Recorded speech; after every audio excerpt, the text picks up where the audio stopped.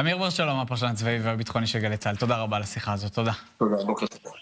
היום תקיים הוועדה לקידום מעמד האישה דיון בנוגע לסיוע ומתן זכויות לנשות ומשפחות המילואים. על מנת לעסוק בנושא החשוב הזה, אנחנו רוצים לצרף אלינו את שגית בכנר, מנלחמות על הבית, פורום נשות המילואימניקים. שלום לך. שלום, בוקר טוב. טוב, צריך לומר גם לכן כל הכבוד, לכם ולכם, לכל מי שעומד ומחכה בבית, ללוחמים וללוחמות שנמצאות במילואים ב-74 ימים, 75 היום זה היום 75 כבר שנמצאים, ואני רואה שגם יש לך את הילד מאחורי הקלעים שמחכה לך, זאת אומרת, אתם לא לבד, זה משפחות שלמות שמחכות. משפחות שלמות, ממש משפחות. יש 300,000 מילואימניקים פחות או יותר, שמתוכם 100,000 מילואימניקים ממשפחות, ואנחנו באות באמת היום להציג את הטון הזה, כי אנחנו מרגישות שקופות. גם ביום ה-75 גם שקופות, למרות הדברים וההצהרות של דובר צה"ל מדי ערב שמביע הערכה, ואנחנו רואים, את אומרת, זה מסתכם בזה. מסתכם בערכה, ומאחורי הקלעים ומה שאנחנו חשות, זה פגיעה. מה הייתן רוצות שיקרה?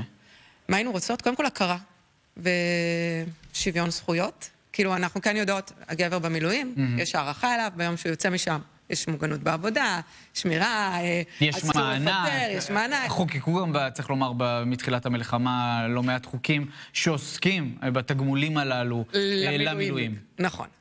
ואנחנו לא. ובסופו של דבר אנחנו סוחבות המון על עצמנו ביום-יום. נשים שהוצאו לחל"ת, כביכול באישור, אבל אתה יודע, לא באמת באישור. נשים שפוטרו. מעסיקים שלא גמישים, יש שעת עבודה שמותר לצאת שעה יותר מוקדם. אבל בפועל המעסיק הוא זה שצריך לסחוב את זה על הגב שלו ולשלם ולתגמל. נשים עצמאיות. ניסתה חברת הכנסת, יושבת ראש הוועדה, פנינה תמנו שטה, ליצור חוקים שידאגו לנשים.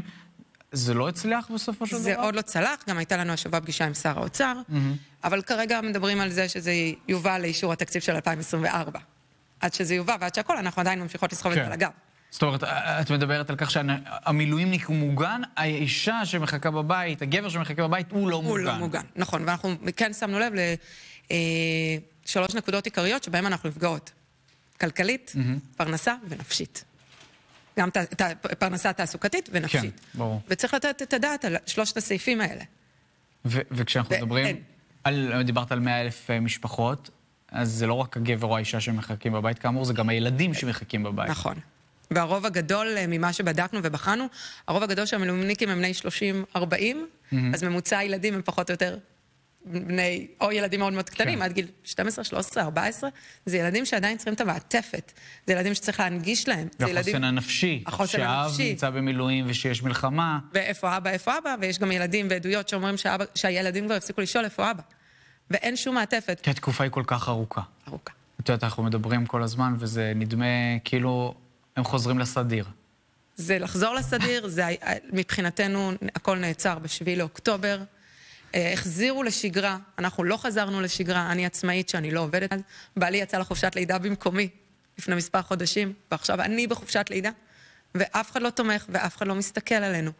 וכמוני, הסיפור שלי הוא סיפור של עוד לא מעט נשים. רואים גם את הילדים ואת האב שנמצא במילואים. שחזר לביקור. זה קשוח לכולנו. מה הוא עושה? הוא פרמדיק בצנחנים 55. והקשר איתו הוא קשר רציף? איתו ספציפית כן, הוא נמצא בגבול, לשמחתי. אני אומרת, זה התודה שלי, אבל כמונו יש כן. הוא יגיד, זה מה שאני אומרת לילדים, תגידו תודה, לפחות אבא מצליח לדבר. זה הסיפור האישי שלך, אבל כאמור יש עוד הרבה סיפורים שכאלו. אז את מגיעות לוועדה, ומה הציפייה היום בסוף הוועדה, כשאת יוצאת מהוועדה? מבחינתי שיקום היום צוות חירום שהולך לדון בנשות המילואימניקים. שיבוא וידבר עלינו ואיך מתגמלים אותנו ואיך רואים אותנו. הקמנו פורום נשות המילואימניקים, מה שאמרנו בהתחלה, שכולנו מתנדבות. הבנו שאנחנו צריכות לתת את הקול שלנו ושיראו אותנו. ושיבואו ויגידו, רגע, איך אנחנו דואגים להם? כי הנטל הוא על הכתפיים שלנו.